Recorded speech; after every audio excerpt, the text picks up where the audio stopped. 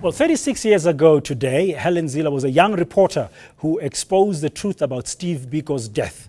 Today marks the day Biko was declared dead while in police custody.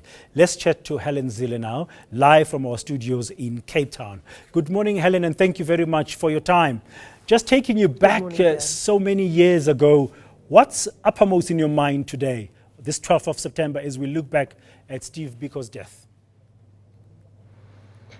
What's uppermost in my mind today is how important the Bill of Rights is in our Constitution. I went back to the cell in which Steve Biko spent his last conscious hours in Port Elizabeth at the Warmer Police Station, where he was chained to the metal grille and where he, alone and slipping into unconsciousness, spent his last waking hours.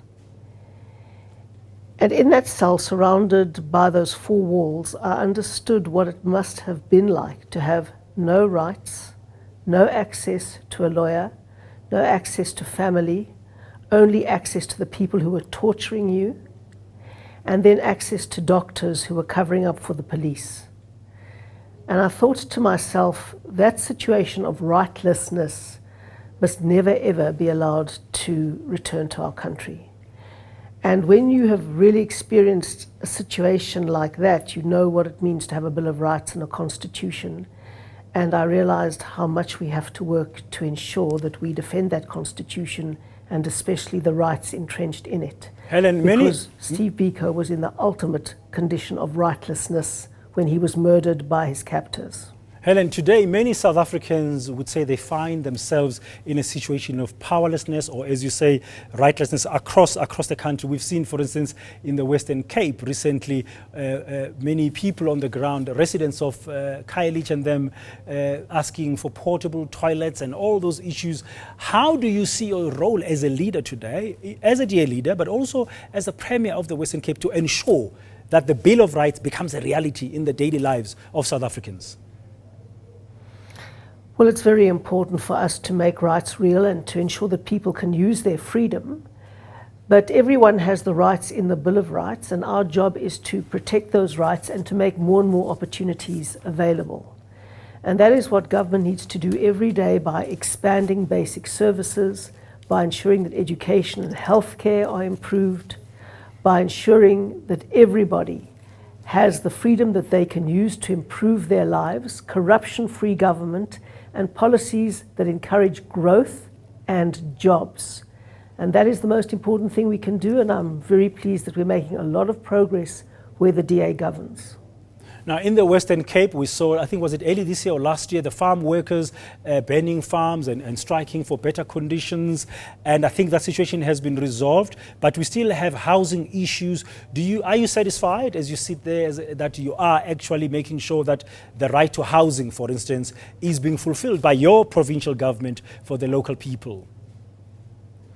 Well, if you look at the Bill of Rights, you will see that it says that housing must be progressively made available, and housing opportunities must. And as you know from the census, the population of the Western Cape grew by 30%. That is 1/3 more in 10 years.